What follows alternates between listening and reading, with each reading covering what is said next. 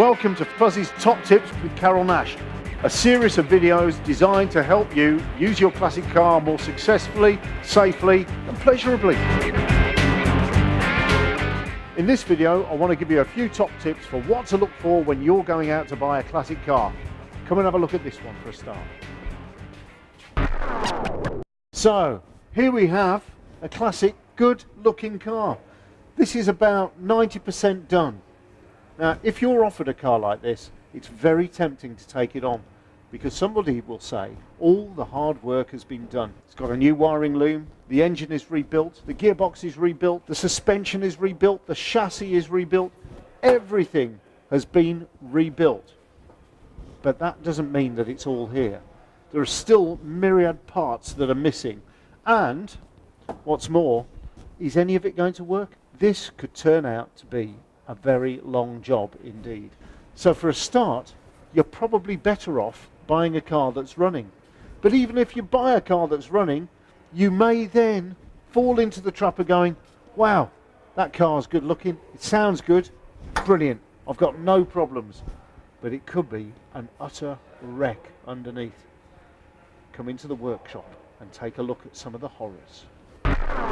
So here we have a vehicle that on the surface of things doesn't look too bad. I mean, looking along the lines there, it looks pretty much together.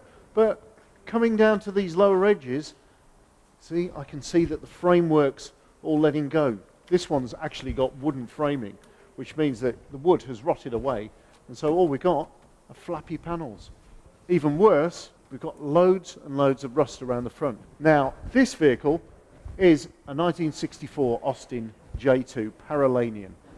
It's quite a rare vehicle, and you're not going to find parts available for this, not readily anyway. There are lots of places like here, round the front, where it's rotted and it's been badly repaired before, such as with bits of filler. I've got chunks of it in here. I can't even get it out because it's so rusty and so well packed in. Seeing gobs of filler like this underneath is a bit of a danger sign, because really what it means is that this has seen some cosmetic repairs and the actual real underlying problems haven't been addressed. You have to look along the vehicle to see if you can see little humps and bumps, little bits of different texture to the paintwork, and that will tell you whether there's filler under there and whether there have been repairs. If you can see that there's been filler or repairs there, really what you need to do is look at the price of the car. If the price of the car is competitive, then it's okay. But remember, you're going to have to do some work to it. Now this car looks pretty good, and in fact it was completely restored about 6 years ago. But the owners brought this one in because it was starting to bubble up. And what had actually happened was the repairs hadn't been done properly. But we've had to do loads of work just to rectify this. There have been panels welded in, and of course these edges have had to be got right.